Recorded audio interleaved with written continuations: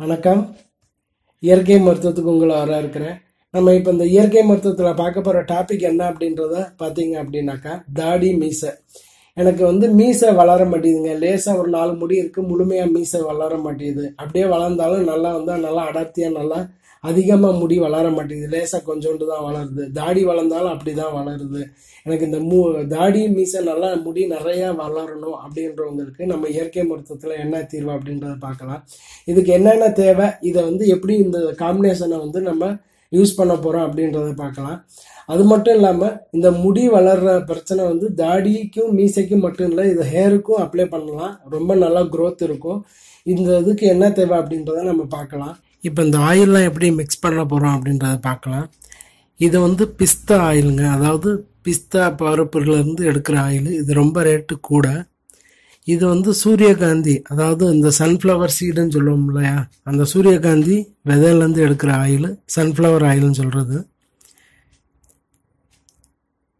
இது நம்ம வெள்ளை எள்ளுலேருந்து எடுக்கிற ஆயில், எள்ளு எண்ணெய், அதாவது ஒயிட்டு வெள்ளை எள்ளுலேருந்து எடுத்த எண்ணெய். இது செம்பருத்தி பூ எண்ணெய். இது நம்ம இந்த செம்பருத்தி பூன்னு சொல்லி நம்ம மிக்ஸ் பண்ணுறோம் இல்லையா, ஹேர் முடி கருப்பாகவும் நல்லா அடர்த்தியாக வளர்றதுக்காக, அது செம்பருத்தி எண்ணெய். இப்போ இந்த நாளையும் எப்படி மிக்ஸ் பண்ண போகிறோம் அப்படின்றத பாருங்கள். நான் எம்எல்க்கு பதிலாக கிராம் கணக்கு வச்சு மிக்ஸ் பண்ணிகிட்டு இருக்கேன். பார்த்தீங்கன்னா உங்களுக்கு தெரியும்.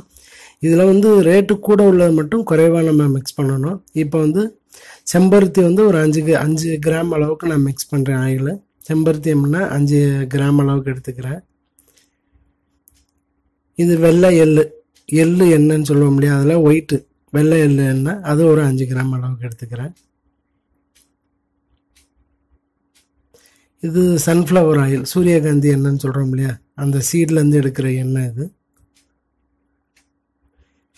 இது எல்லாமே கரெக்டாக 5 கிராம் அளவுக்கு எடுத்துக்கிறேன்.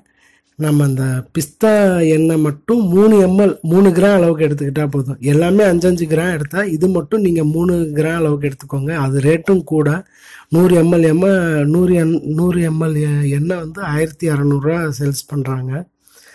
இது ரேட்டு கூட, அதனால் நமக்கு அது அதிகமாக தேவையில்லை. இந்த நாள்லையும் இது மட்டும் நீங்கள் 3 கிராம் அளவுக்கு நான் மிக்ஸ் பண்ணியிருக்கேன். இப்போ எல்லாத்தையும் ஈவனாக மிக்ஸ் பண்ணியிருக்கேன். இதே அளவுக்கு நீங்கள் ஒரு மாதத்துக்கு தேவையான அளவு 50 ml அளவுக்கு நீங்கள் மிக்ஸ் பண்ணி எடுத்துக்கோங்க போதும்.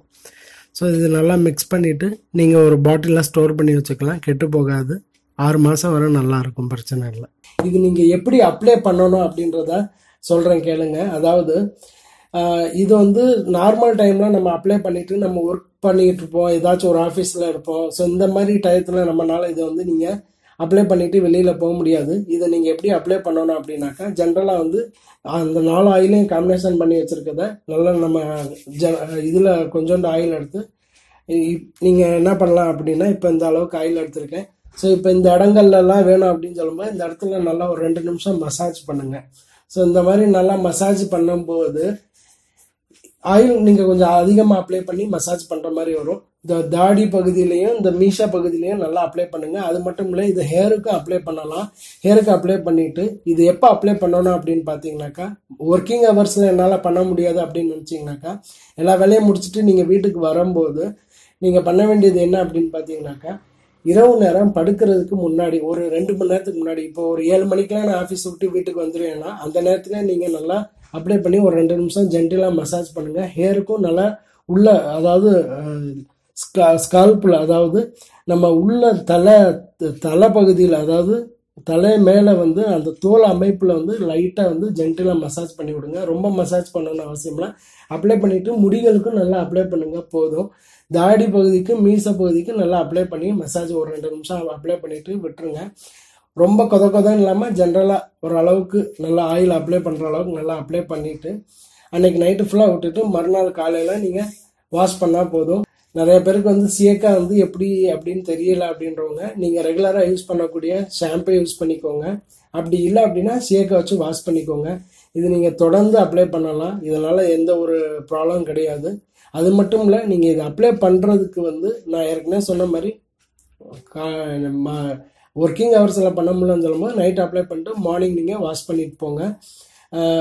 கரெக்டாக ஒரு 20 நாள் 1 மாதத்துக்குள்ளேயே உங்களுக்கு ரொம்ப நல்லா க்ரோத் ஆகும். இப்போ இந்த பகுதியில் முடி குறைவாக இருக்குது, ஆனால் நீங்கள் அப்ளை பண்ண ஆரம்பித்தா ஒரு மாதம் ரெகுலராக நீங்கள் அப்ளை பண்ண ஆரம்பித்தா ஒரு 1 மந்த்லேயே நல்லா க்ரோத் கிடைக்கும்.